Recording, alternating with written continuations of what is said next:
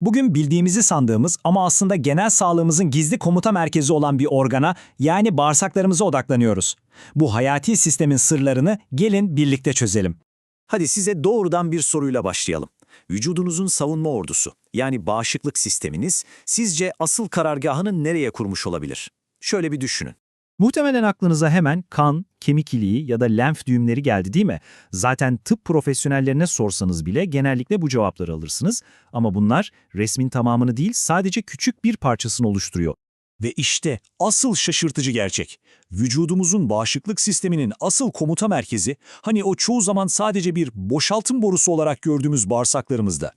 Bu analizde bu inanılmaz sistemin nasıl çalıştığını adım adım göreceğiz. Konuyu daha iyi anlamak için önce kafamızdaki bir resmi düzeltmemiz lazım. Bağırsaklarımız vücuttan atıkların çıktığı basit bir boru hattı değil, tam tersine dış dünya ile aramızdaki en önemli ve en aktif sınırdır. Evet, kulağa biraz garip geliyor biliyorum ama bu çok temel bir kural. Yediğiniz herhangi bir şey bağırsak duvarından süzülüp kana karışmadığı sürece teknik olarak hala vücudunuzun dışında sayılır. Düşünün, aynı havaalanındaki pasaport kontrolünden önceki bölge gibi. Madem burası bir sınır kapısı, o zaman bir de pasaport kontrolü olmalı, değil mi? İşte tam bu noktada bağırsağın o inanılmaz bağışıklık gücü devreye giriyor. Gelin şimdi bu gizli güvenlik gücüne daha yakından bakalım. Bu sistemin bilimsel bir adı var: GALT. Bu yapı, vücuda girmeye çalışan ve antijen dediğimiz her yabancı molekülü tek tek tarayan, dostu düşmandan ayıran, süper gelişmiş bir istihbarat ve savunma ağı gibi çalışıyor. Şimdi bu rakama çok dikkat edin. Gerçekten inanılmaz. Vücudumuzdaki bütün savunma hücrelerinin, o koca ordunun neredeyse %80'i, evet %80'i bu sınır hattını korumak için tam da orada, bağırsak duvarının arkasında nöbet tutuyor. Bu bile tek başına bağırsağın ne kadar önemli olduğunu anlatmaya yetiyor aslında. Peki bu devasa ordu ne kadarlık bir alanı koruyor dersiniz?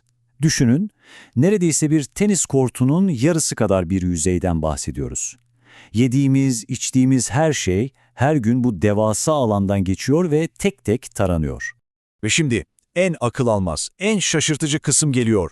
Dış dünyanın bütün tehlikeleriyle vücudumuzun o hassas iç ortamını ayıran bu devasa sınır ne kadar kalın biliyor musunuz? Sadece tek bir hücre. Evet, yanlış duymadınız. Sadece tek bir hücre katmanı.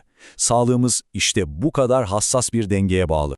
Peki, bu kadar hassas, bu kadar önemli bir sınır zayıflarsa ne olur? Güvenlik hattı delinirse ne yaşanır? İşte tam da bu noktada modern tıbbın en çok konuştuğu konulardan biri olan sızdıran bağırsak sendromu devreye giriyor. Bakın, sağlıklı bir bağırsakta hücreler birbirine sımsıkı bağlıdır, kilitli bir kapı gibidir. Sadece sindirilmiş faydalı besinlerin geçmesine izin verir. Ama bu kilitler bozulduğunda o zaman kapı aralanıyor ve normalde asla geçmemesi gereken şeyler, yani büyük proteinler, toksinler, mikroplar kontrolsüzce içeri sızmaya başlıyor.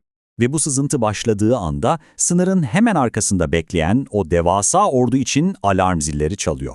Önce ihlal oluyor. Bu istenmeyen parçacıklar içeri sızıyor. Sonra alarm veriliyor. GALT ordusu bunları düşman işgalci olarak tanımlıyor. Ve son olarak saldırı başlıyor. Bu tehdidi yok etmek için topyekün bir savaş, yani yoğun bir iltihaplanma süreci başlatılıyor. Vücut kendi topraklarında bir savaş başlatmış oluyor. Ama işin en kritik noktası da burası. Bağırsakta başlayan bu savaş sadece bağırsakta kalmıyor, alevleri bütün vücuda yayılıyor ve yerel bir sorun bütün sistemi etkileyen dev bir krize dönüşüyor. Savaş alanından yayılan kimyasal sinyaller, yani inflamatuar sitokinler, kan yoluyla vücudun en uzak köşelerine kadar ulaşıyor. Bu sinyaller adeta bütün vücuda bir mesaj gönderiyor. Teyakkuzda olun, saldırı altındayız. İşte bu sürekli alarm durumu bağışıklık sisteminin şirazesini kaydırıp kendi dokularına saldırmasına, yani otoimmün hastalıklara yol açabiliyor. Kaynak metne göre tiroid hastalıklarından eklem romatizmasına, beyin sisinden Parkinson'a, egzamadan kronik yorgunluğa, hatta depresyona kadar günümüzde sıkça gördüğümüz pek çok sorunun kökeninde işte bu bağırsakta başlayan ve bitmeyen savaş yatıyor olabilir. Bütün bunlar bize ne anlatıyor? Aslında sağlığa ve hastalığa bakış açımızı kökünden değiştirmemiz gerektiğini söylüyor. Bu hem tıp dünyasının hem de her birimizin alışılagelmiş düşüncelerine bir meydan okuma aslında. Zaten kaynak metnin yazarı Doktor Atasoy'un sorduğu şu soru her şeyi özetliyor aslında. Nerede olduğunu bile bilmediğiniz bir sistemi nasıl iyileştireceksiniz?